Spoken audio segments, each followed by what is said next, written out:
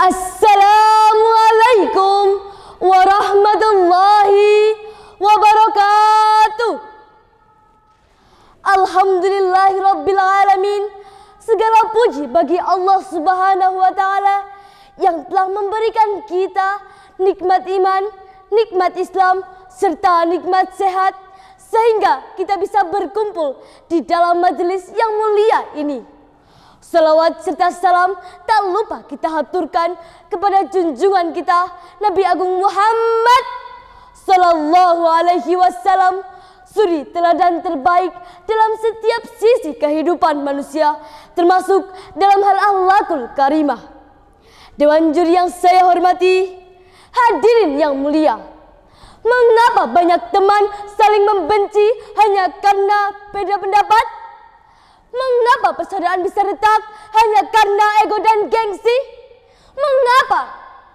Itu semua karena berkurangnya akhlakul karimah dalam kehidupan.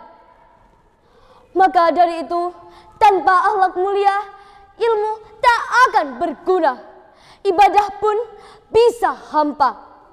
Maka dari itu, pada kesempatan kali ini, izinkan saya menyampaikan pidato dengan judul Akhlakul Karimah, Cermin Iman, Jalan Persatuan.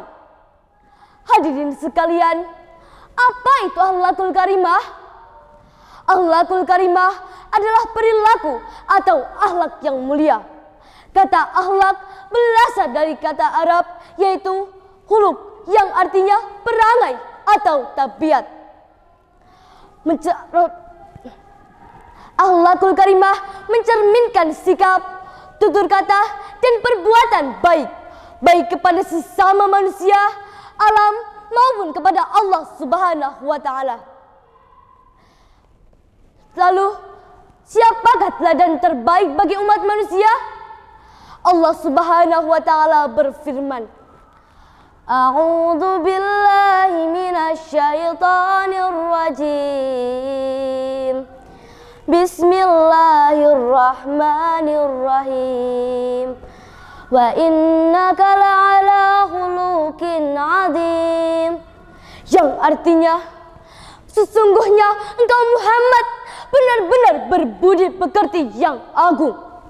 Quran surah Al-Qalam ayat 4. Rasulullah sallallahu alaihi wasallam bukan hanya diutus untuk menyampaikan wahyu, tetapi juga untuk menyempurnakan akhlak yang mulia. Beliau adalah teladan yang harus kita teladani. Hadirin yang mulia, mengapa kita harus berakhlakul karimah? Karena sesungguhnya akhlakul karimah adalah cermin keimanan. Nabi Muhammad sallallahu alaihi wasallam bersabda, Sesungguhnya engkau Muhammad adalah akhlak yang benar-benar baik. Hadis riwayat Tirmizi. Akhlak yang baik adalah ciri-ciri muslim yang sejati dan menjadi sebab seseorang dicintai Rasulullah di akhirat kelak. Hadirin yang mulia, manusia selalu dihadapkan pada pilihan baik atau buruk, jujur atau curang, sabar atau marah.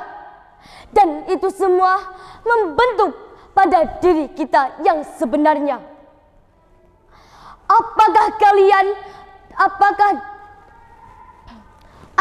perilaku ini untuk menjadi husnuzon atau hasad? Apakah kalian untuk memilih menjadi tawadhu atau takabur? Apakah kalian memilih untuk menjadi penolong atau menyakiti? Ini semua, maka pilihlah dari akhlakul karimah, karena sesungguhnya jalan menuju hidup penuh berkah. Lalu, bagaimana cara kita menghadapi? Bagaimana cara akhlakul mulia? Pertama, meneladani sifat Allah Subhanahu wa ta'ala. Kedua, mendekatkan diri kepada Rasulullah, Al-Quran, dan hadis. Ketiga, bergaul dengan sesama manusia. Keempat,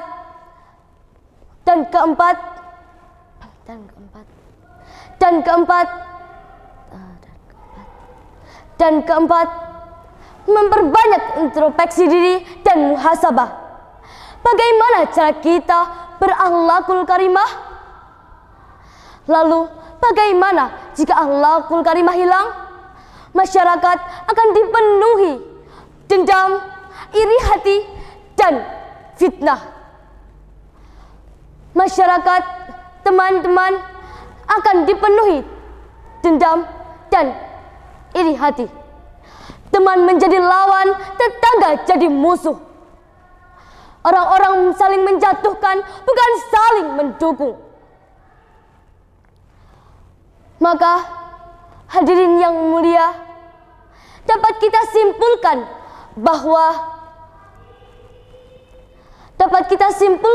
bahwa akhlakul karimah adalah cermin keimanan serta menuju jalan persatuan dan perdamaian. Maka itulah, marilah kita menjaga akhlakul karimah sehingga kita bisa berbuat baik dan selamanya.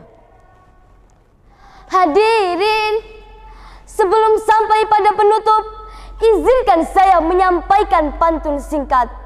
Boleh? Pergi ke pasar membeli semangka, pulang-pulang membawa durian sekarung. Kalau akhlak mulia dijaga, teman banyak, hidup pun akur dan nyambung. Semoga kita menjadi pelajar yang berakhlak mulia dan akhlak mulia. Semoga kita menjadi pelajar Muhammadiyah yang tidak hanya cerdas otaknya, tetapi mulia akhlaknya. Sekian dari saya. Wal akhir, wassalamualaikum warahmatullahi wabarakatuh.